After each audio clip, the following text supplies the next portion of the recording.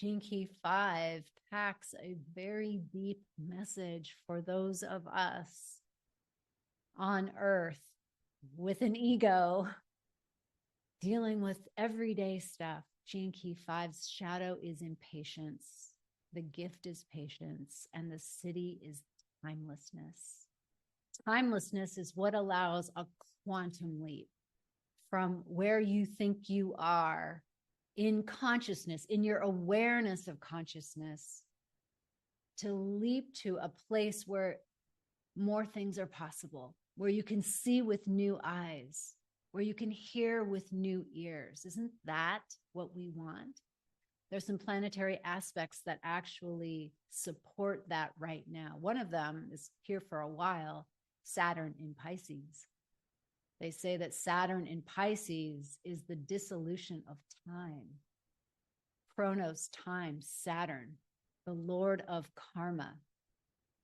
And Pisces, that ineffable oneness, that experience of the all, where there is no time and space. Everything is one thing.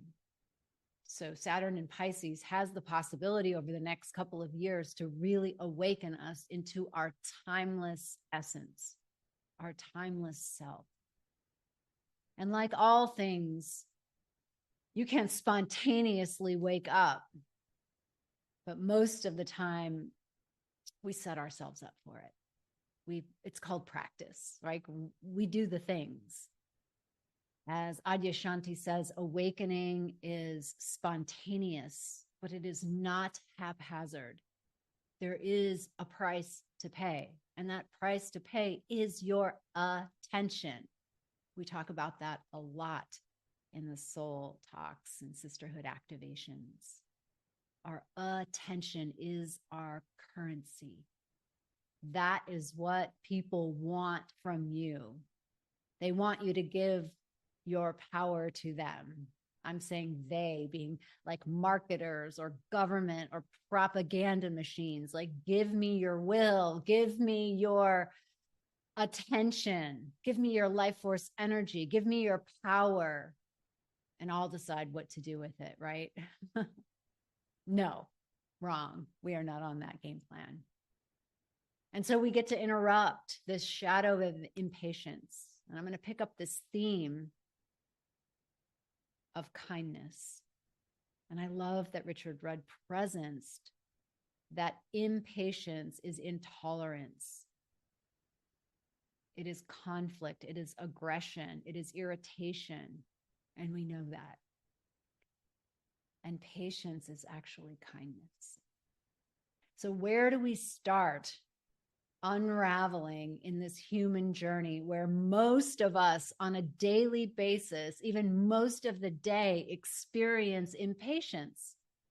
So I'm not going to sit here and say, well, just be patient. We would if we could. And we can.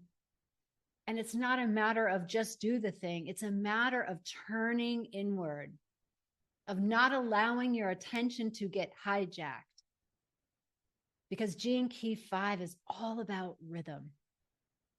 It's about the right timing for everything, the right timing to be born, the right timing to die, the right timing to get married, the right timing to get divorced, the right timing for everything. Nature knows about timing. It has seasons and it has cycles. And we have day and we have night. There are rhythms already here. And we have fought against those rhythms because we want it our way. And when we want it our way, then we take spirit, God, goddess out of the equation. And when we take spirit, God, goddess out of the equation, then it's just us. And here we are in world 48, devoid of consciousness. Yes, it can get pretty cleaned up, but that hole inside never gets filled. The God hole inside never gets filled. And so to open up to filling ourselves with spirit requires a price. And the price is our attention. Are we willing to go inward? So let's just say that the biggest kindness we can give ourselves is the kindness of tuning in. And you know, these transmissions are really for the divine feminine. They're for the awakening of the divine feminine. We are bringing through a new way. Maybe it's an old ancient way coming through in a modern way, or maybe it's an entirely new way. But we as divine feminine carriers, whether you're a man or a woman, know that it's time to bring the frequency of the divine feminine, and she's not doing business as usual. So if you're doing business as usual, if I'm doing business as usual, then it's not the business of the divine feminine. Let's just note that. It is not to say that we throw the masculine out. I hope you know by now, I am never talking about that. It's an integrated union. Because we're here to have action. We are here to laser focus and point our will. Last week, we talked about the energy of our will, the energy of creation moving through us. It's a very yang energy. Gene Key 34. Power over force. So that lives in us as well. But also patience lives in us. Timing lives in us. And so how do we train our minds to be patient? We train our minds to tune in. A patient person is a regulated nervous system. Do you get that? I mean, think about the causes and conditions when you are able to be patient, when you are able to accept life on its terms, that life is doing life. And that you are an actor and you have a say and you are part of a whole. And so you're moving with the current of life and you get to add your piece to it. This is the beauty of co-creation. This is the beauty of free will. This is the beauty of being granted humanness. And so we have gotten off that track and really thought of ourselves, took ourselves really out of even the circle of life, took ourselves out of being one and brothers and sisters with all of creation, and decided to put ourselves at the top of the pyramid. What a burden. What a deep responsibility that we can actually not shoulder. We were not meant to. We were meant to be in concert with all of life. We were meant to be in rhythm. We were meant to be in flow. We were meant to experience seasons. If you think about impatience and patience on a spectrum of duality, they're both living in duality. They're both living in time. And this earth is in time, space and time. Those are the laws that govern this world 48. And if you don't know what I'm talking about with World 48, you can go back to I think June 4th. I talk about the map of consciousness from Gurdjieff. And I've been weaving that map through these transmissions because it makes sense, at least to me, it really makes sense in mapping consciousness to understand the laws and the rules that operate here, but that we are not subject to when we wake up. So remember in World 24, that is half of this 48. This is the imaginal world. This is the world of possibility, of synchronicity, of miracles, of magic. That world is not governed by time and space. It has a very different order to it, 24 laws and rules, and they're more fixed because there's less of them, but it's like we're serious about these. And one of the ways that causation occurs is non-linear. So in this plane, it's like you do this and then you get that, and then you do this and then you get that. And that's true here. And if we play that game of incremental change, then we really transform incrementally. But if we want to take the quantum leap, then we need to get into the realm of timelessness. And the realm of timelessness is World 24. And the causation in World 24 operates chiastically. That's a term that I learned from Cynthia Bourgeot, who is one of the teachers of Gurdjieff in this way. It's her own interpretation, and I truly love it because it's very accessible. So imagine that a stone gets dropped into a lake and these reverberations happen on the lake. That stone and that like ripple way out there, a mile from the center, are causally related, but not linearly related. And so that's more like chaos theory. Have you ever heard of chaos theory, where it talks about if a butterfly dies in China, what are the impacts around the rest of the world? Because that's thinking spherically, that we are all interrelated. And that's very important to understand, to start to train your mind to think spherically, because otherwise your mind thinks naturally, linearly. And now we're in time, and now we are a slave to time. And so what do we want to do with that? Well, we want to hurry it up, right? Hurry up and get here. Hurry up and leave. Hurry up and get born. Hurry up and die. Hurry, hurry, hurry. That's how we run our lives. As if that's going to get us there any faster. Have you ever done that before, where you like swerve in lanes and then someone else is driving and they actually get there before you, or at the same time, or just a few minutes later? Because there are these unknown obstacles. And just because your consciousness is, your mind is hijacked to be hurry, hurry, hurry, doesn't mean that you're actually hurrying. I mean, I know this one so well. This Gene Key 5 is paired with 15, and it's about rhythms. It's about knowing the cycles of life and feeling in your embodiment the rhythms. So let's return to this sense of kindness. So how do you become kind to your nervous system? How do you become kind to your body? You know, this year has been intense, to say the least. And so we have to really tend to this body, to this nervous system, to this embodiment, because it's so easy to want to flee, to get out of here, to be like a zombie where you're not actually really here. You've left your body. And there are spiritual people who do that. Like channelers are really good at that. Mystics are really good at that. Astral travelers are really good at that.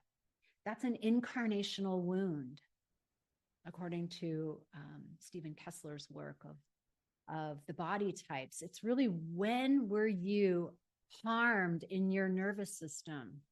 When were you overwhelmed as an infant or pre-infant, in utero, infancy, early childhood, toddler, to like teenager? Like there's, like, it's in the spectrum. When were you injured in your nervous system, overwhelmed to the point where you developed a coping strategy? And this coping strategy, like all coping strategies, work really well to keep you safe, and then they suffocate you from life. And so we're waking up, we're unthawing, we're actually choosing to be here. Breathe into that. And so let's go back to that question of really first discovering your edge. What is your edge of where you are not patient? That's a place right there to turn inward and to take a deeper look at what's going on below the surface. It might look like this over here, and you might have a story about it, but those stories are rackets, and rackets cover up the truth. So go deeper. What's the truth? What's the real fear? And once you discover that real fear, then it's attending to that little one, usually little ones, right, in there, who have not been attended to by your parental self, Like we get to parent those little ones inside of us. And so where is your edge with patience? I have been fostering a dog, so I know now where my edge of patience is. And it's been a gift because that has been happening way before the foster dog got here. But she brought it to the surface and like, I got her on the solar eclipse in September. So it was just like a big in your face of, yeah, right. You think you have it all under control because your life is so safe, because you've pushed that away, constructed it so perfectly that you don't get triggered. And now we bring in this wild card. Life does that. And we have this rambunctious, big puppy, whatever your version of that is, right? There's just so much stuff beyond our control that our nervous systems get to deal with. And it shows us where we are. What are your edges of patience? And so there we go. Let's bring in the kindness. Breathe that in. Because we can't be kind to other people. Truly, we can't. We can be people pleasing. We can be ingratiating. But it's really hard to be actually kind if we're not kind to ourselves. So really feel into that. You know, there's so many people that say, I can do this for other people, but I can't do it for myself. Yes, but consider the come from place with other people. Because the deepest kindness really does begin at home, in here, this home. So our job today as divine feminine women is to create a new normal, is to forge a new path. And this path is the path of kindness with our own experience, owning it fully. No one makes you any way at all. When we really get that, we can then take our power back. And that was our transmission last week of this incredible power that comes through us. But when we filter it through victim consciousness, through somebody doing something to me, then I've now just taken this incredible life force energy and handed it over. So in being responsible, it's actually truthful. It's actually kind. It gives me now the power to make a change if that no longer serves me. And the only way I'll really ever know that is not up here. We can all say that up here, like, oh, I'm so done. That doesn't serve me. But then we notice our bodies are still doing the thing. Okay, if they're doing the thing, then that's a call to action to go inward, to have a conversation in there. Who's in there? What are they wanting? What's the payoff? What's the cost? Those are deep conversations that require patience, because I know I've had a lot of parts that are just not talking right away. You know, it's like they want to know, am I really present? Am I really here? Will I really listen? And if I did listen, will I really attend to their needs? Because if I'm not, they're not talking. They're too vulnerable. They don't want to go there. And so it takes like that patience, the patience that's required in romance. Really, you can hurry up romance, and what a shame, because that usually ends up blowing it up. Because we are so afraid, right? Baked into impatience is a lack of trust. You know, I used to say to myself, because I would marvel at how the grasping would happen after I got what I wanted. And then I would be like, but you never gave that. The God gave that to you. So if God gave that to you, why do you grasp? You know, it was just kind of a unanswerable question that I had to pose to myself of why grasp? It was a gift anyway. But our egos work like that, right? They cling. It's little kids. It's little kids inside of us, disowned parts of us clinging. And so we get to go in and reparent. We get to go in and assure them. And who's that we? Like the we, this sovereign self that gets to meet and be the benevolent parent that you maybe never had. And I guarantee you, we've never had a parent like the way we can parent ourselves. Isn't that amazing that we can actually parent ourselves in a way that no one can come close to parenting ourselves? That's beautiful. And that's what we get to do, because to skip timelines, to really make quantum leaps in our evolutionary growth requires a foundation. And the foundation is the internal listening, listening to the rhythms, listening to the beat, listening to the no, listening to the yes, testing it out, asking questions, taking pauses, slowing down to the way that, you know, when we're in a situation, we give ourselves the grace and we give the other person the grace, because I believe that when I'm giving myself a grace, I'm actually giving you a grace as well, of slowing down, of considering, let me think about that. Let me be with that. And so we're forging a new way. Coming back to the divine feminine and the divine masculine, the divine feminine is the circle. The divine feminine is this holding. And the divine masculine is this penetrating, this movement forward. Both of them have their shadow, both of them have their light. And so we get to unite those energies inside of us. And there's so much to say about the beauty of this, that it'll be a course in the Evolving Sisters Network very soon. But suffice it to say for now that the patience is this yoga of this movement forward and also this inner listening. Yoga means union with. So we're taking ourselves off hyperdrive. We are restoring our nervous systems out of being hijacked by a narrative called, I got to do it now. There are so many problems that actually resolve themselves if you just give it space. Have you ever noticed that? It's like someone calls you or texts you with this thing, but you can't respond. And then an hour later, they text you and say, oh, I've resolved it. They just needed to say that thing. And so oftentimes I give space around that because I just trust. I trust life. And I have to listen because part of my thing is like, I want to be the savior. And that's an old pattern. That's an old pattern. We are now regarding ourselves as autonomous, sovereign beings.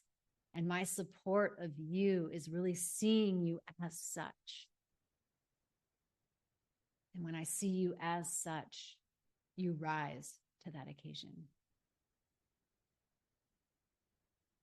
So patience.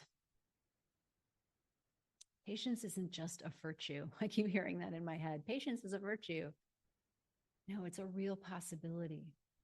It is a virtue, and it's a real possibility that we get to embody by being kind to ourselves, tuning in, listening, and following the current.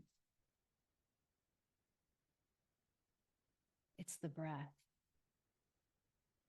So feel yourself even now in a state of patience. There's nowhere to go. There's nothing to get to. I wish this transmission would get done, right? There's just nothing to get done. Everything flows as it does. Trees grow branches and leaves, and they turn green, and then they turn colors like yellow and gold and red, and then they fall to the ground. And so us, we are the same. And there's something very beautiful about being held in the cycles of nature. So to quantum leap ourselves, we get to be on this super highway of patience.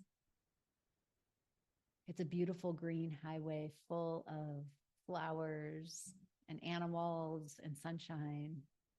And so let's stop and enjoy that on this road to timelessness, to our true nature of who and what we really are.